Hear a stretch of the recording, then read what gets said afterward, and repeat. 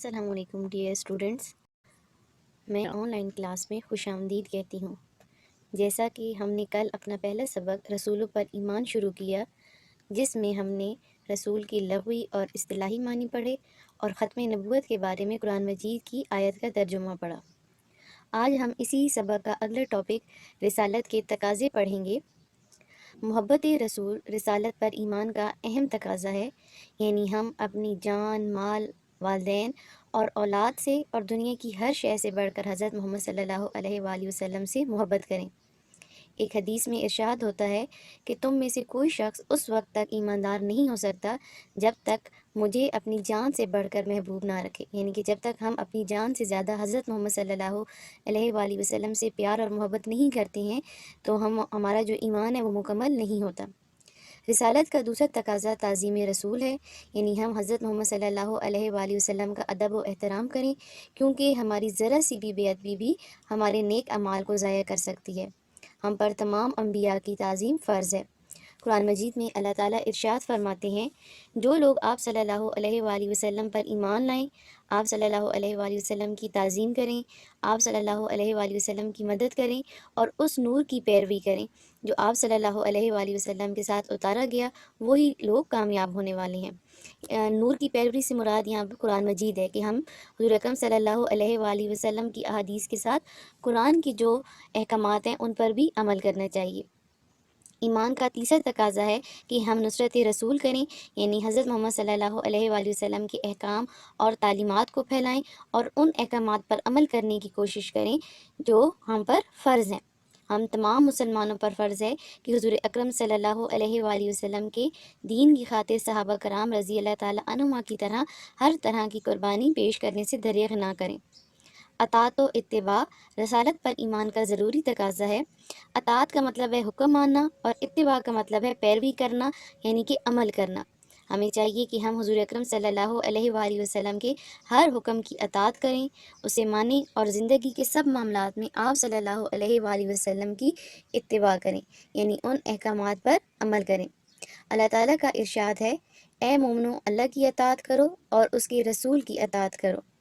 بچوں، رسالت کے تقاضوں کو پورا کر کے ہی ہمیں ایمان نصیب ہو سکتا ہے، اس لیے ہم سب مسلمانوں کو چاہیے کہ رسالت کے تقاضوں کو عملی طور پر اپنائیں۔ امید ہے آپ کو آج کا سبق سمجھ آ گیا ہوگا۔ آج ہم اسی سبق کے تفصیلی جوابات تحریر کریں گے۔ سوال نمبر 1، عقیدہ ختم نبوت سے کیا مراد ہے؟ جواب، اللہ تعالیٰ نے انسانوں کی ہدایت کے لیے کم و بیش 1,24,000 انبیاء اور رسولوں کو مبعوث فرمایا۔ سلسلہ نبوت و رسالت حضرت آدم علیہ السلام سے شروع ہوا اور حضرت محمد صلی اللہ علیہ وآلہ وسلم پر ختم ہو گیا۔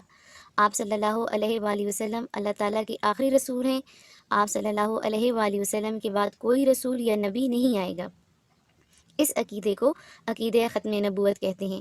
اللہ تعالیٰ کا ارشاد ہے، محمد صلی اللہ علیہ وآلہ وسلم تمہارے مردوں میں سے کسی کے والد نہیں ہیں بلکہ اللہ کے رسول اور آخری نبی ہیں۔ سوال نمبر 2، تعظیمی رسول صلی اللہ علیہ وآلہ وسلم سے کیا مراد ہے؟ جواب، رسالت کا دوسرا تقاضا تعظیم رسول صلی اللہ علیہ وآلہ وسلم کو قرار دیا گیا ہے۔ اللہ تعالیٰ کا ارشاد ہے، جو لوگ آپ صلی اللہ علیہ وآلہ وسلم پر ایمان لائیں، آپ صلی اللہ علیہ وآلہ وسلم کی تعظیم کریں، آپ صلی اللہ علیہ وآلہ وسلم کی مدد کریں اور اس نور کی پیروی کریں جو آپ صلی اللہ علیہ وآلہ وسلم کے ساتھ اتارا گیا ہے، وہی لوگ کامیاب ہونے والے ہیں۔ بارگاہ رسالت میں معمولی سی بے ادبی ساری زندگی کے نیک اعمال کو غارت کر دیتی ہے، یہاں تک کہ انسان دولت ایمان سے بھی محروم ہو جاتا ہے۔ سب نبیوں کی تعظیم ضروری ہے۔ آپ نے یہ دونوں سوالات کے جوابات اپنی نیٹ کاپیز پر کرنے ہیں۔ سوال نمبر 3 شروع کریں گے۔ سوال ہے، رسالت کا ایک تقاضا اطاعت رسول ہے، وضاحت کریں۔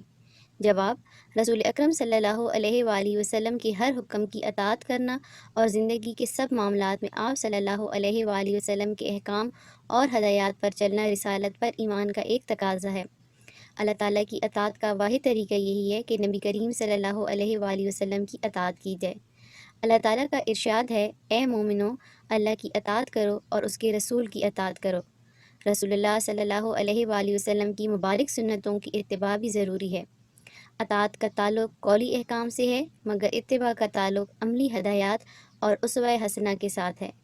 اللہ تعالیٰ کا ارشاد ہے، تم میری اتباع کرو، اللہ تم سے محبت کرے گا۔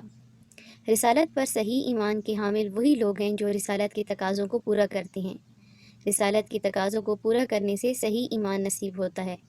اس لیے سب مسلمانوں کو چاہیے کہ رسالت کے تقاضوں کو عملی طور پر اپنائیں۔ دنیا و آخرت میں کامیابی اور سرخروئی رسالت کے تقاضوں پر عمل کرنے سے ہے۔ ہمیں چاہیے کہ اسلام کی عالمگیر اور آفاقی پیغام کو ساری دنیا تک پہنچائیں۔ اگلا سوال خالی جگہ پر کریں۔ نمبر 1، اللہ تعالیٰ نے ہر امت میں نبی بھیجے۔ نمبر 2، تمام انبیاء اور رسول اللہ تعالیٰ کے نیک بندے تھے۔ نمبر 3، اطاعت رسول صلی اللہ علیہ وآلہ وسلم ہی اللہ تعالیٰ کی اطاعت ہے۔ نمبر 4، اتباع کا تعلق عملی ہدایات اور اسوہ حسنہ کے ساتھ ہے۔ نمبر 5، اطاعت کا تعلق قولی احکام سے ہے۔ بچوں، آپ نے یہ تمام کام اپنی نیٹ کاپیز پر کرنا ہے۔ انشاءاللہ ہم کل اگلا سبق شروع کریں گے۔ اپنا خیال رکھیے گا۔ اللہ حافظ۔